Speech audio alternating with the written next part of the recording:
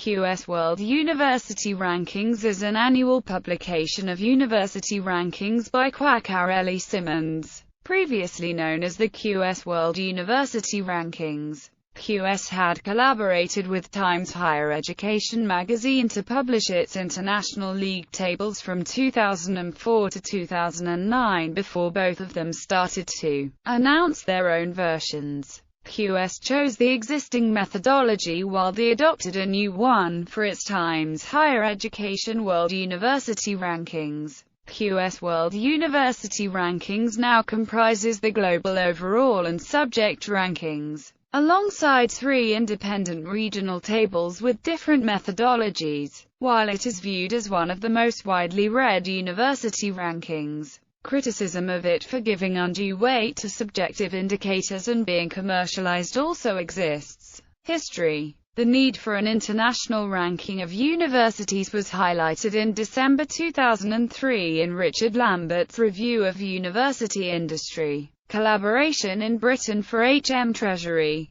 the Finance Ministry of the United Kingdom. Amongst its recommendations were World University Rankings, which Lambert said would help the UK to gauge the global standing of its universities. The idea for the rankings was credited in Ben Waldavsky's book, The Great Brain Race: How Global Universities Are Reshaping the World, to then editor of Times Higher Education, John O'Leary. They chose to partner with educational and careers advice company Quacquarelli-Symonds to supply the data, appointing Martin Ince, formerly deputy editor and later a contractor to manage the project. Between 2004 and 2009, QS produced the rankings in partnership with the. In 2009, they announced they would produce their own rankings, the Times Higher Education World University Rankings, in partnership with Thomson Reuters. They cited a weakness in the methodology of the original rankings,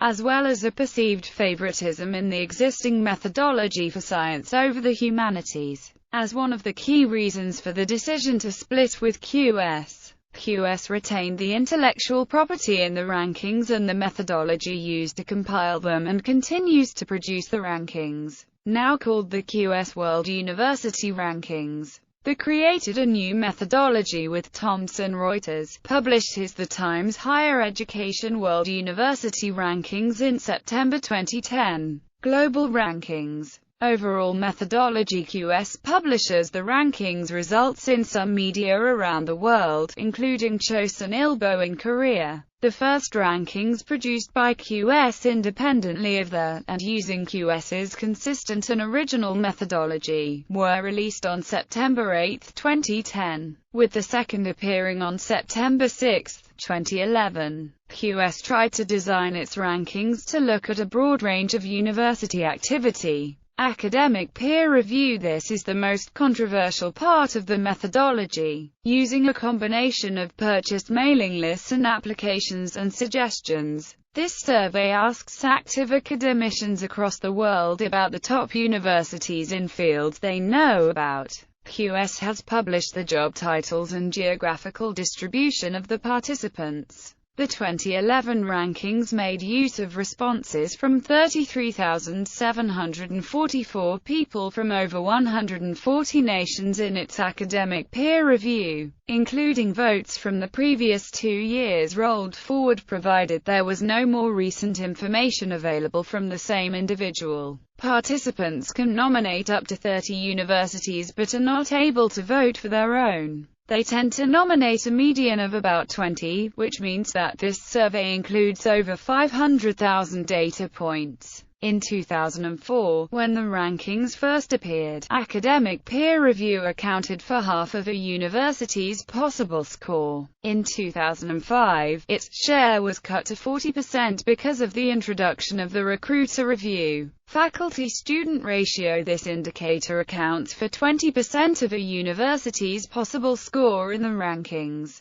It is a classic measure used in various ranking systems as a surrogate for teaching commitment, but QS has admitted that it is less than satisfactory. Citations per faculty. Citations of published research are among the most widely used inputs to national and global university rankings. The QS World University Rankings use citations data from Thomson from 2004 to 2007, and since then uses data from Scopus, part of Elsevier. The total number of citations for a 5-year period is divided by the number of academicians in a university to yield the score for this measure, which accounts for 20% of a university's possible score in the rankings. QS has explained that it uses this approach, rather than the citations per paper preferred for other systems, because it reduces the effect of biomedical science on the overall picture. Biomedicine has a ferocious publish or perish culture. Instead, QS attempts to measure the density of research active staff at each institution, but issues still remain about the use of citations in ranking systems, especially the fact that the arts and humanities generate comparatively few citations.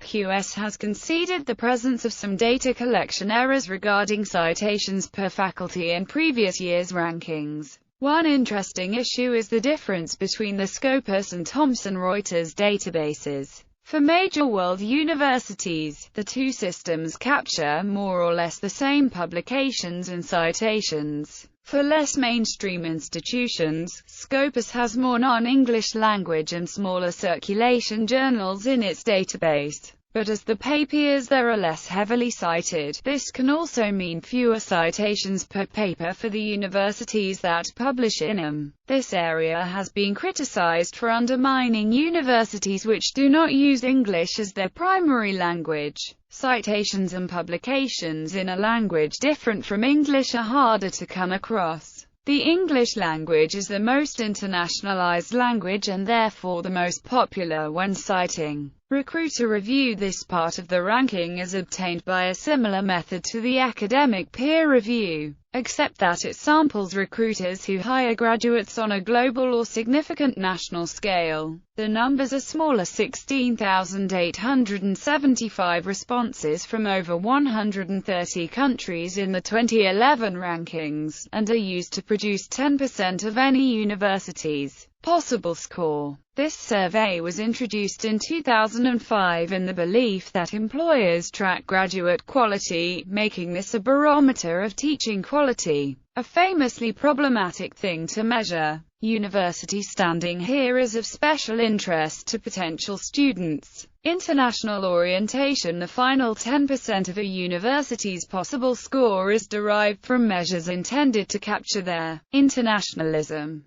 5% from their percentage of international students, and another 5% from their percentage of international staff. This is of interest partly because it shows whether a university is putting effort into being global, but also because it tells us whether it is taken seriously enough by students and academics around the world for them to want to be there. Commentary reception. Several universities in the UK and the Asia-Pacific region have commented on the rankings positively. Vice-Chancellor of New Zealand's Massey University, Professor Judith Kinnear, says that the Times Higher Education QS ranking is a wonderful external acknowledgement of several university attributes, including the quality of its research training, teaching and employability. She said the rankings are a true measure of a university's ability to fly high internationally. The Times Higher Education ranking provides a rather more and more sophisticated,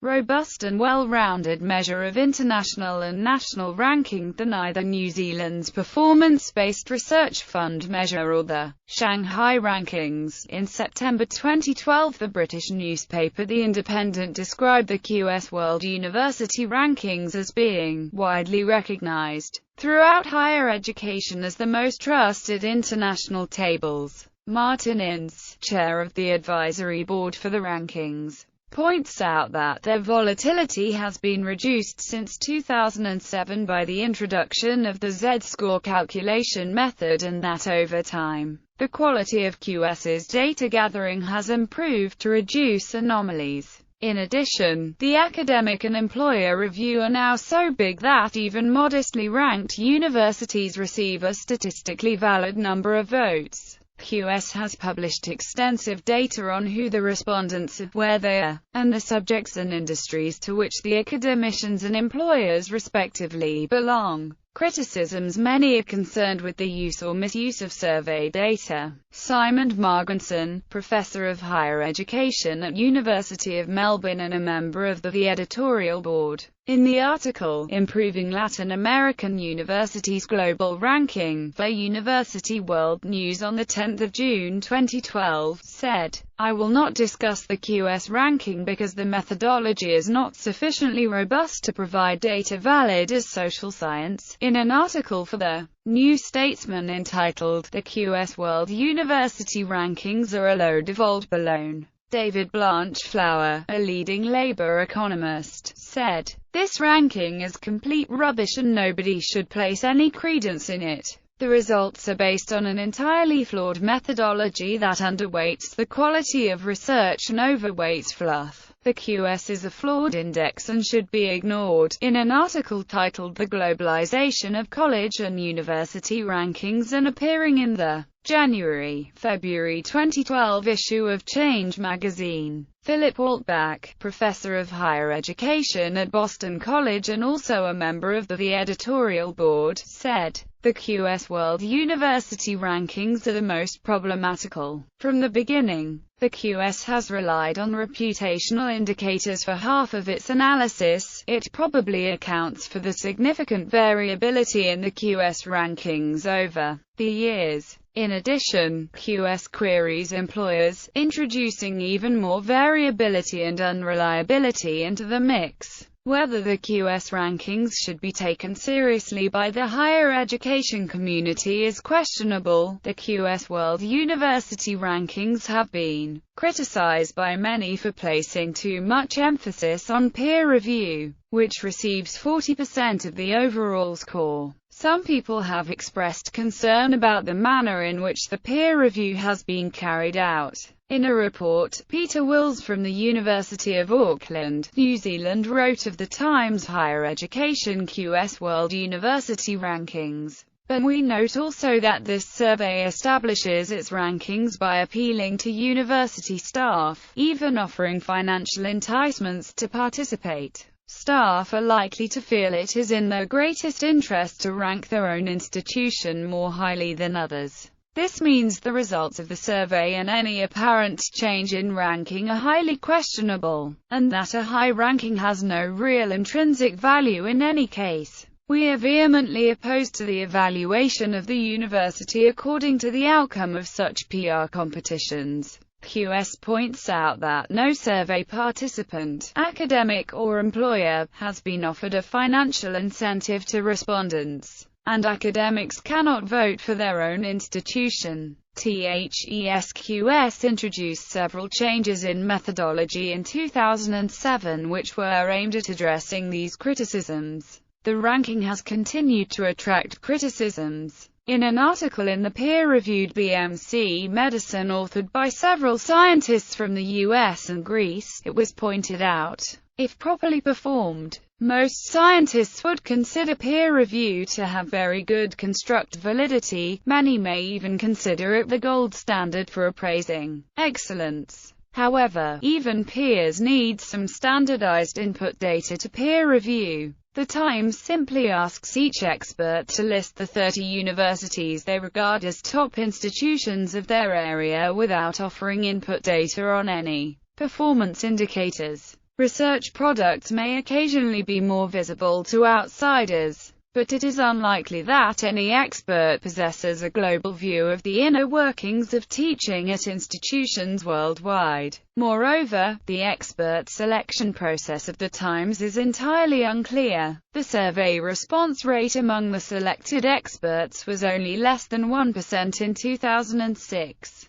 In the absence of any guarantee for protection from selection biases, measurement validity can be very problematic. Alex Usher, Vice President of Higher Education Strategy Associates in Canada, commented, Most people in the rankings business think that the main problem with the Times is the opaque way it constructs its sample for its reputational rankings, a not unimportant question given that reputation makes up 50% of the sample. Moreover, this year's switch from using raw reputation scores to using normalized Z-scores has really shaken things up at the top end of the rankings by reducing the advantage held by really top universities. University of British Columbia, for instance, is now functionally equivalent to Harvard in the peer review score, which, no disrespect to UBC, is ludicrous. I'll be honest and say that at the moment the THES rankings are an inferior product to the Shanghai Jiao Tong's academic ranking of world universities. Academicians have also been critical of the use of the citation database, arguing that it undervalues institutions which excel in the social sciences.